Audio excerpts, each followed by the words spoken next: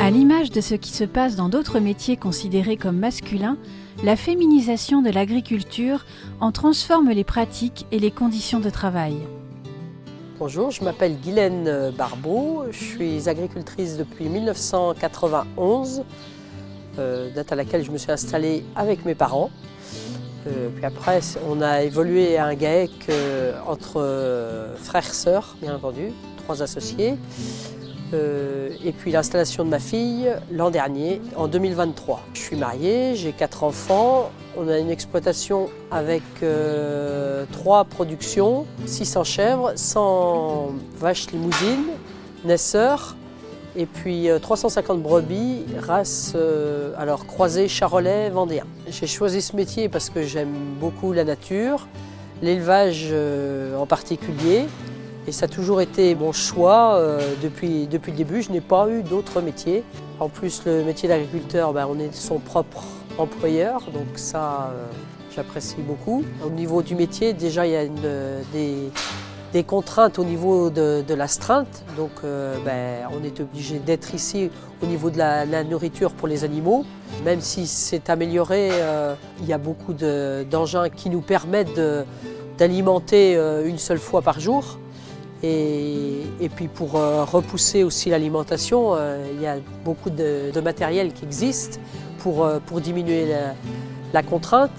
Maintenant, il reste quand même au niveau de la traite des gestes répétitifs qui font qu'on a des troubles et on a des séquelles qui s'installent au fil du temps. Au début, je pense que l'âge faisant, on ne pense pas vraiment aux troubles qu'on peut avoir plus tard. Et puis après, la culture aussi qui fait que quand on est avec des plus anciennes générations qui font que c'était pas dans leur culture de voir des améliorations pour moins forcées. Je pense que c'est quelque chose qui évolue et qui évolue dans le bon sens. Nos jeunes sont plus, disons, à l'école, ils sont plus interpellés sur ce fait-là, comme quoi il faut se préserver.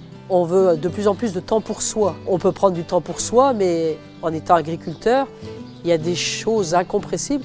Quand vous avez des mises bas, vous avez beau prévoir à cette période-là, vous savez que vous avez les mises bas et qu'il faut être présent. Même si on veut se dégager du temps, il y a toujours un moment où ça coince, ça ne va pas forcément comme on veut. Au niveau de la main-d'œuvre, c'est-à-dire employer de la main-d'œuvre, c'est un coût. Et après, moi je suis d'un tempérament où j'ai énormément de mal à déléguer, à faire confiance. Si j'ai pas un œil sur ce qui a été fait, voilà. J'ai l'impression que c'est pas bien fait. Je pense que je m'améliore quand même un petit peu au fil du temps, mais c'est pas encore ça. J'ai conseillé à ma fille lors de son installation, déjà, il faut se préserver et elle, c'était une de ses conditions aussi.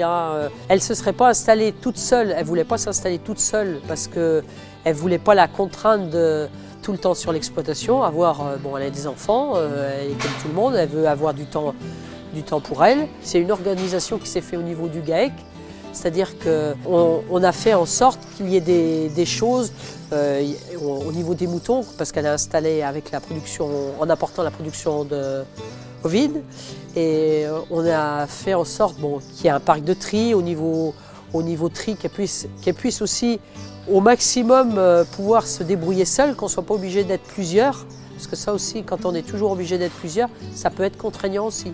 Donc on a fait en sorte de diminuer les contraintes pour ne pas se démotiver. Voilà. Et garder le goût du métier.